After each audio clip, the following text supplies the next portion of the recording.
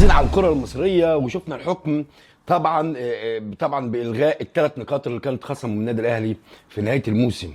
وانا بقول يا جماعه الكره، ما احنا ما عندناش كوره، وشفنا منتخب الشباب بيخسر من المغرب ازاي، وشفنا منتخب الاولمبي بيخسر من المغرب ازاي، وشفنا منتخب في الاولمبياد. يعني منتخبات الشباب كلها عماله تخسر. ليه؟ لان احنا ما عندناش كوره، عندنا واسطه وفساد ومجاملات. وزي ما النادي الاهلي هو اللي بيحكم الكوره بمصر. عايزين نتفق بالعقل. الحكم ده ثبت واكد على انه الننوس فعلا ننوس بجد، مش ننوس كلام. هو ده نادي الدوله ونادي السطوه ونادي الله اعلم بقى، مش عايزين ندخل في الحوار. لكن الحكم ده يا اخي، ده الزمالك 3 مرات وانت 6 نقاط، اشمعنى هو؟ وغير كده الناس كلها القطيع ماشي ورا كلمه ايه؟ ان الاهلي ما انسحبش. يا سلام! يعني الناس اللي كانت في الملعب دول ايه؟ عفاريت؟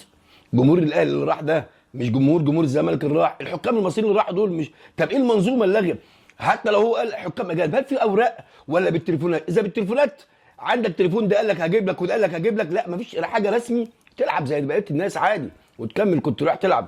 لكن لما فيش راجل، وحتى مش عايزين يقولوا ان هم زي النساوين، لكن النساوين احسن منهم ب 100 راجل اللي ماسكين الكره بمصر. يعني هم محصلين رجاله ولا محصلين ستات، انتوا عارفين هم محصلين ايه. لكن اللي بيحصل ده مسخره وقله ادب. وفعلا ان النوس بيعمل اللي هو عايزه. وفعلا يعني انا بالنسبه لي الكره المصريه ما عادش في كره مصريه، والموضوع انتهى والمسرحيه اكتملت. يا جماعه مره واحده، حتى لو انت يا اخي غلط نفذ زي ما انت. ده بيقول لك المساواه في الظلم عدل، حتى انت عملت على الزمالك خلاص زيه وخلاص وانتهى الموضوع.